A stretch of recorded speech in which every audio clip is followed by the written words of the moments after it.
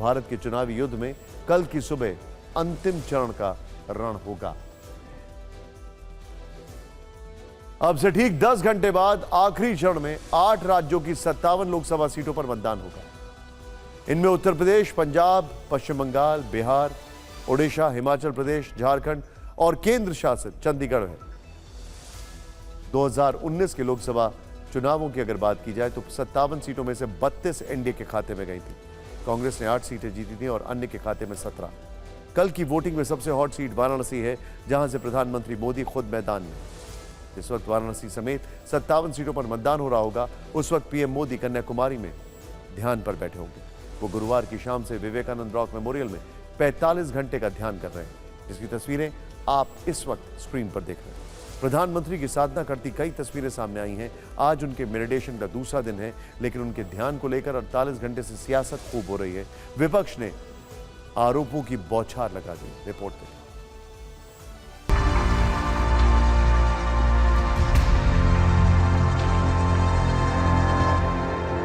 भगवा वस्त्र, हाथ में रुद्राक्ष की माला और माथे पर त्रिपुंड।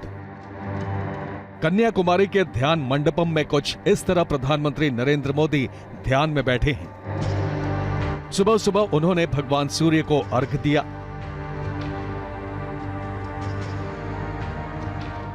अर्घ्य देने के साथ उन्होंने भगवान सूर्य को नमन किया। इसके बाद हाथ में रुद्राक्ष की माला लेकर जप करते दिखे। इसी तरह उन्होंने मंदिर की परिक्रमा की। इसके बाद बाहर ही उन्होंने कुछ देर के लिए ध्यान लगाया।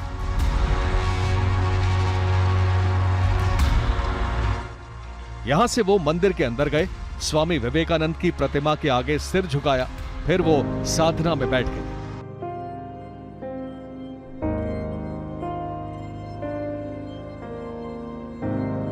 ध्यान मंडपम में पीएम मोदी ध्यान मुद्रा में जाप कर रहे हैं, साधना में बैठे हैं, लेकिन उनकी इसी साधना पर कन्याकुमारी से 2800 किलोमीटर दूर दिल्ली में सियासत आज भी गर्म रही। कांग्रेस उनके मेडिटेशन को लेकर सवाल पूछ रही है। कन्याकुमारी में जाके बैठ के ये जो करने का नाटक कर रहे, इससे अब 2000, 4000 कितने पुलिस हो 10,000 तक वहां पर लोगों को लगा रहे ड्यूटी।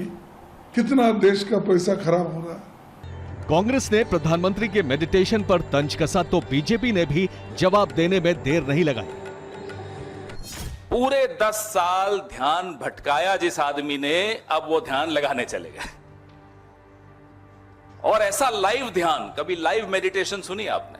9 कैमरा लगे हुए, अलग अलग पोज दिखाए जा रहे हैं।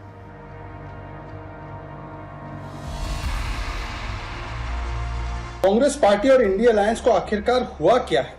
प्रधानमंत्री यदि कुछ बोले तो उनको समस्या। अब प्रधानमंत्री कन्याकुमारी जाकर विवेकानंद रॉक पर ध्यान करे, तपस्या करे, साधना करे, मौन रहे, तब भी उनको समस्या है। मतलब प्रधानमंत्री का मेडिटेशन और विपक्ष का ये संपूर्ण फ्रस्ट्रेशन। गुरुवार को प्रचार खत्म कर कन्याकुमारी पहुंचने के बाद सबसे पहले पीएम मोदी ने भगवती अम्मन मंदिर में दर्शन और पूजा की। उसके बाद उनका ध्यान कार्यक्रम शुरू हुआ। आज से लेकर कल तक भी प्रधानमंत्री को यहीं पर रहना है, विवेकानंद जी के छत्रछाया में रहना है और यहीं पर रहते हुए वो दुनिया को भी एक संदेश देना चाहते हैं, देश को भी एक संदेश देना चाहते हैं। एक राष्ट्र तो कैसे भारत एक राष्ट्र के रूप में अग्रणी हो। प्रधानमंत्री मोदी 45 घंटे के लिए कन्याकुमारी में ध्यान मग्न हैं, तो बीजेपी के बाकी मंत्री और नेता भी अलग अलग मंदिरों में दर्शन कर रहे हैं। केंद्रीय गृह मंत्री अमित शाह ने पूरे परिवार के साथ तिरुमला के तिरुपति मंदिर में दर्शन किए। बीजेपी अध्यक्ष जेपी नड्डा हिमाचल प्रदेश के बिलासपुर में कुल देवी शक्तिपीठ की श्री नैना देवी मंदिर में आशीर्वाद लेने पहुंचे। केंद्रीय मंत्री पीयूष गोयल ने राजस्थान के मेहंदीपुर बालाजी मंदिर में पूजा अर्चना की। वहीं कांग्रेस महासचिव प्रियंका गांधी ने हिमाचल प्रदेश के जाखू मंदिर में दर्शन पूजन किए। जनता तो अपना आशीर्वाद ईवीएम में बंद कर चुकी है, हालांकि अभी लास्ट फेज बाकी है। अब नेताओं को जनार्दन के आशीर्वाद की जरूरत है, इसीलिए वो मंदिर मंदिर जाकर जीत की कामना कर रहे हैं।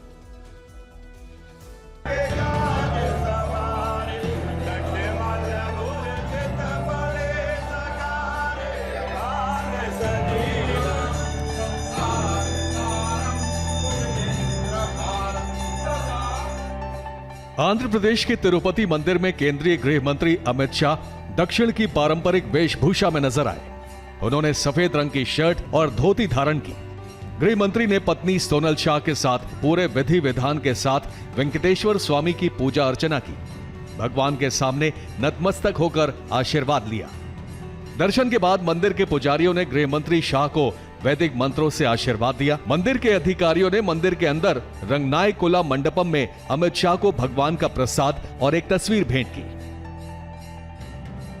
तिरुपति मंदिर से पहले गृह मंत्री ने 30 मई को तमिलनाडु के पुडुकोट्टाई में कोट्टाई भैरवर मंदिर में भी दर्शन पूजन किया। इससे पहले गृह मंत्री ने वाराणसी में काशी विश्वनाथ के दर्शन किए थे। इसका वीडियो भी उन्होंने अपने एक्स हैंडल पर शेयर किया है। अब गृह मंत्री अमित शाह गुजरात जा रहे हैं, जहां वो सोमनाथ मंदिर में भी पूजा अर्चना करेंगे और जीत का आशीर्वाद लेंगे। भगवान से जीत का आशीर्वाद पाने की जुगत में कोई पीछे नहीं है। बीजेपी अध्यक्ष जेपी नड्डा ने हिमाचल प्रदेश के बिलासपुर में नैना देवी मंदिर में पूजा अर्चना की है। इसके साथ ही केंद्रीय मंत्री पीयूष गोयल, राजस्थान के मुख्यमंत्री भजन लाल शर्मा और लोकसभा स्पीकर ओम बिरला के साथ मेहंदीपुर बालाजी मंदिर पहुंचे। पूजा अर्चना कर भगवान का आशीर्वाद लिया।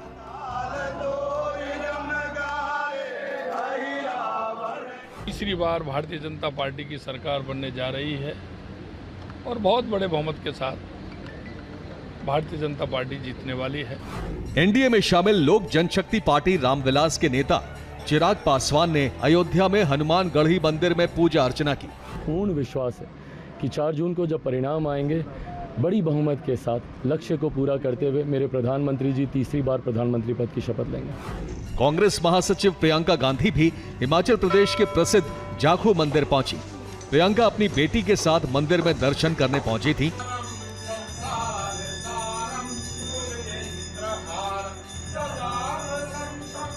यहां उन्होंने पूजा करने आई महिलाओं से मुलाकात भी की। साफ है कि जनता का आशीर्वाद तो नेताओं को मिल चुका है। अब वो जीत के लिए मंदिर मंदिर जाकर भगवान का आशीर्वाद ले रहे हैं।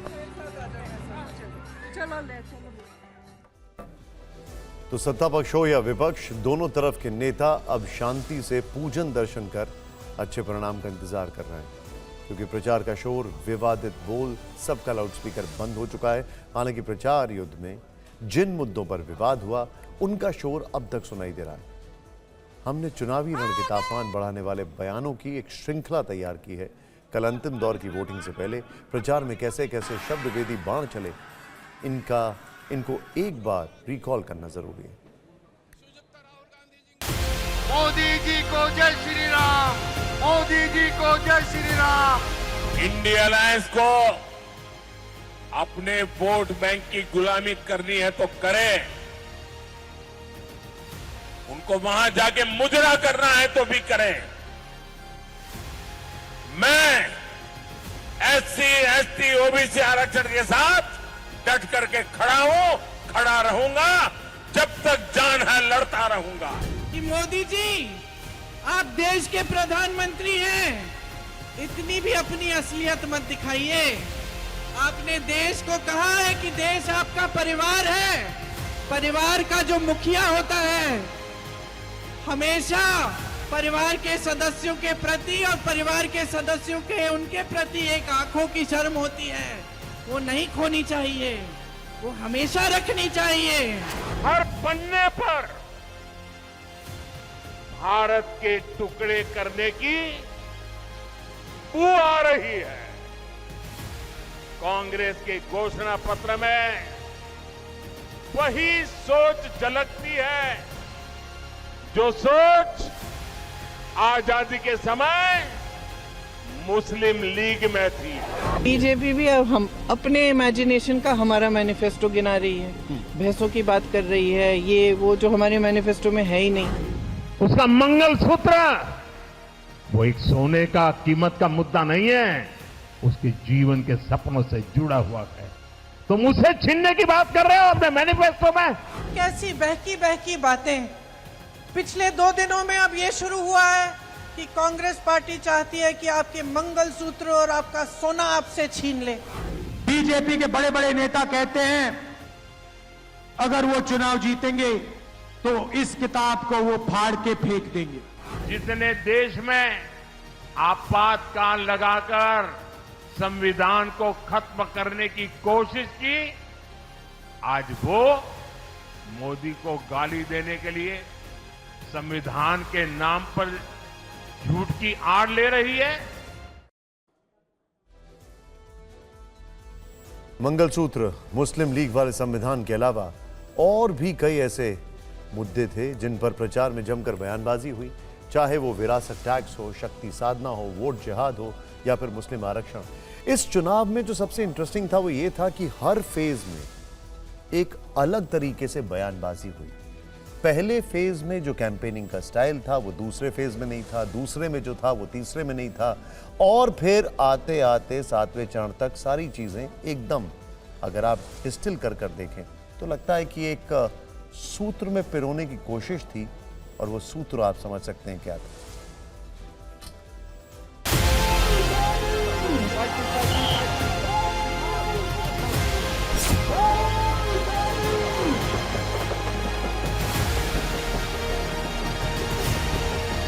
हिंदू धर्म में शक्ति शब्द होता है। हम शक्ति से लड़ रहे हैं, एक शक्ति से लड़ रहे हैं। अब सवाल उठता है वो शक्ति क्या है? मैं भारत मां का पुजारी हूं। मैं आप शक्ति स्वरूपा सब माता बहन बेटियों का भी पुजारी हूं। और जिन्होंने कल शिवाजी पार्क में इंडिया अलायंस ने अपना घोषणा पत्र शक्ति को खत्म करने के लिए किया है, मैं इस चुनौती को स्वीकार करता हूं और मैं इन शक्ति स्वरूपा माताओं बहनों की रक्षा के लिए जान की बाजी लगा दूंगा। इन विवादित बयानों का चुनाव पर क्या असर हुआ, इसकी एक झलक कल मिलने वाली है। कल आखिरी चरण की वोटिंग खत्म होने के बाद एग्जिट पोल आना है। कांग्रेस के शीर्ष नेतृत्व ने इस मुद्दे पर बड़ा फैसला लिया है, जिसकी जानकारी पवन खेड़ा ने पोस्ट करके दी है। लेकिन आपको नीचे दिखा रहे हैं किस तरीके से हमारा एग्जिट पोल जो है वो भी आने वाला है, उसको आप जरूर देखिएगा। लेकिन पवन खेड़ा ने क्या लिखा है वो देखते हैं। उन्होंने लिखा है कि मतदाताओं ने अपना मत दे दिया है, मतदान के परिणाम मशीनों में बंद हो चुके हैं। 4 जून को परिणाम सबके सामने होंगे। भारतीय राष्ट्रीय कांग्रेस की नजरों में परिणाम घोषित होने से पहले किसी भी तरह के सार्वजनिक अनुमान लगाकर घमासान में भाग लेने के खेल का कोई औचित्य नहीं है। किसी भी बहस का मकसद दर्शकों का ज्ञान वर्धन करना होता है। कांग्रेस पार्टी 4 जून से डिबेट में फिर से सहर्ष भाग लेगी, मगर इनके बड़े नेता तो ऑलरेडी अनुमान लगा चुके हैं। उसका क्या मतलब? यह है कि कांग्रेस कल के एग्जिट पोल के बहस में हिस्सा नहीं लेगी। पार्टी ने उस बहस का बहिष्कार कर दिया है। कांग्रेस के इस बहिष्कार पर गृह मंत्री अमित शाह ने कहा है, हार के डर से कांग्रेस ने यह फैसला लिया। कांग्रेस देश की सभी प्रकार की संस्थाएं सबके सामने डिनायल मोड में आ चुकी है। ये इसी का परिणाम है कि ये कल के एग्जिट पोल का बहिष्कार कर रहे हैं। मैं कांग्रेस के नेताओं को कहना चाहता हूं कि शुतुरमुर्ग वृत्ति से कभी किसी का फायदा नहीं होता। डटकर हार का सामना करना चाहिए, आत्मचिंतन करना चाहिए, आगे बढ़ना चाहिए। वैसे कांग्रेस पार्टी के सूत्रों से खबर है कि कांग्रेस ने साफ किया है कि एग्जिट पोल की डिबेट्स में शामिल ना होने का फैसला उसका है। यह इंडिया गठबंधन का फैसला नहीं है। बाकी दल फैसला लेने के लिए स्वतंत्र हैं, और कांग्रेस ने इसे इंडिया गठबंधन में लोकतंत्र का उदाहरण बताते हुए यह भी कहा कि अलायंस में कुछ थोपा नहीं जाता है। वैसे हम आपको बता दें कि कल यानी 1 जून को मतदान खत्म होने के बाद आप सबसे सटीक एग्जिट पोल TV9 भारतवर्ष पर देख पाएंगे, और सबसे सटीक नतीजे भी हम सबसे पहले दिखाएंगे। ये हम आपको उसका बताते जा रहे हैं, नीचे टीजर, और आप इसको देखते जाइए। एग्जिट नहीं, एग्जैक्ट पोल होगा ये। वैसे चुनाव के बीच एक अच्छी खबर ब्रिटेन से आई है। भारत का सोना ब्रिटेन में नहीं रहेगा।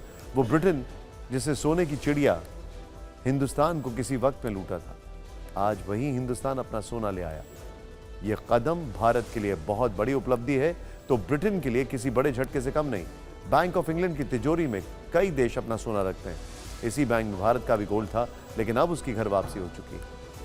रिजर्व बैंक अपना खरीदा हुआ 1 लाख किलो सोना ले आया। अंदाजा लगाइए इसकी कीमत क्या होगी। आज के भाव के हिसाब से 1 लाख किलो सोने की कीमत 72,000 करोड़ रुपए है। अब आपके मन में कई सवाल होंगे, जैसे इस वक्त गोल्ड क्यों लाया गया, इसके ऊपर इसका हमारे ऊपर क्या असर होगा, भारत का क्या फायदा होगा। इन सभी सवालों के जवाब आपको देंगे, लेकिन पहले ये रिपोर्ट देखें।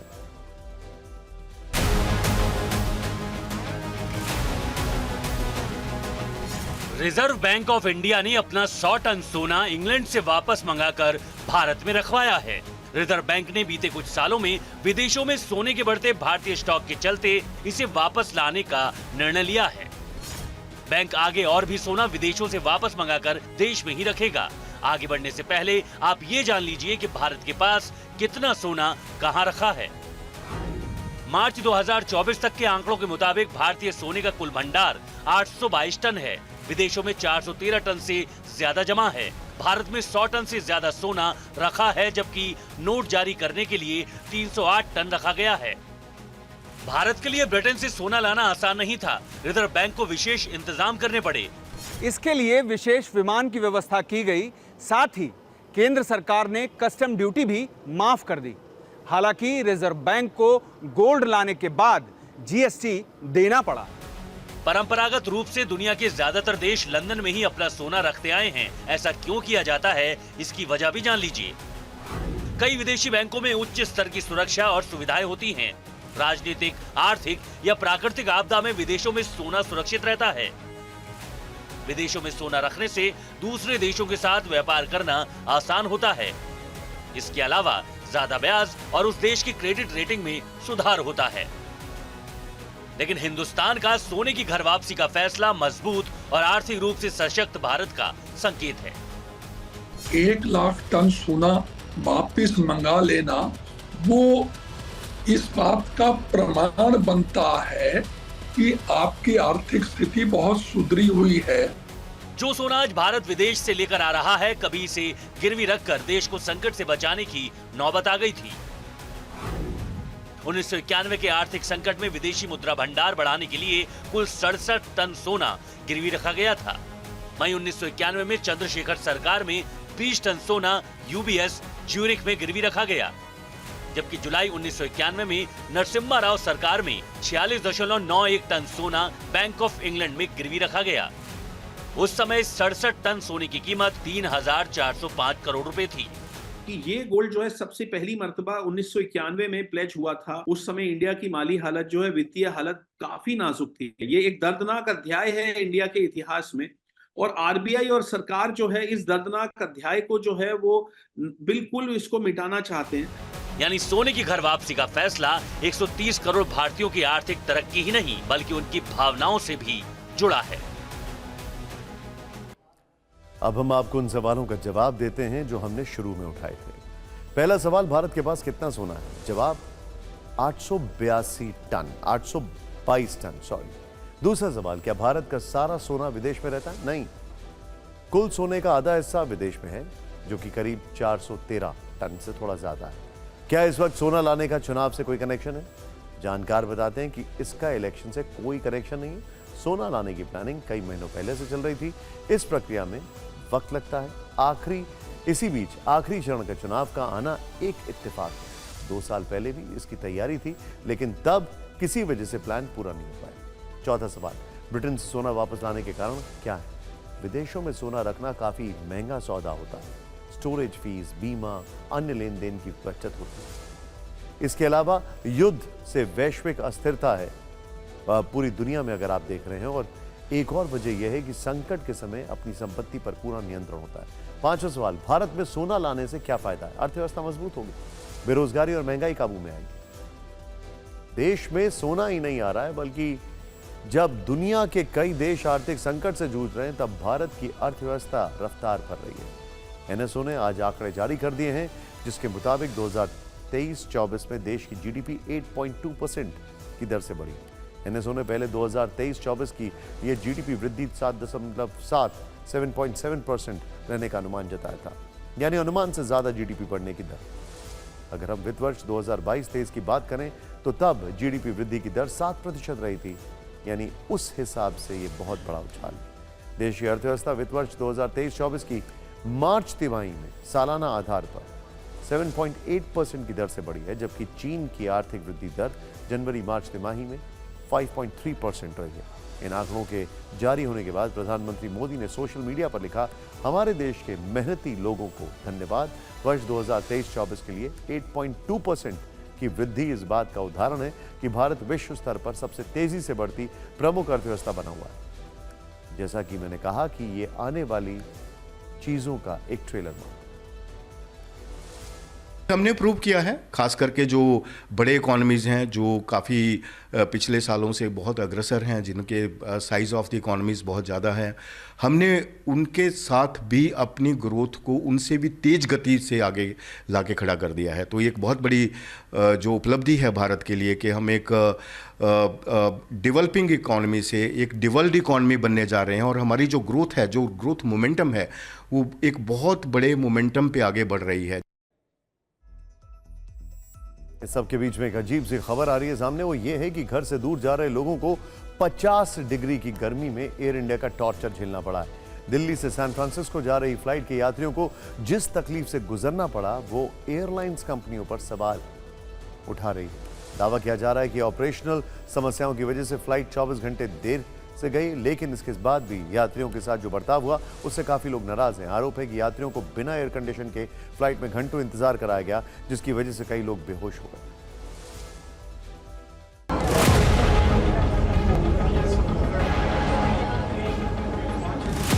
आसमान से प्रचंड गर्मी का टॉर्चर और फिर जमीन पर बिना एसी के उबलते हवाई जहाज की गर्मी का टॉर्चर।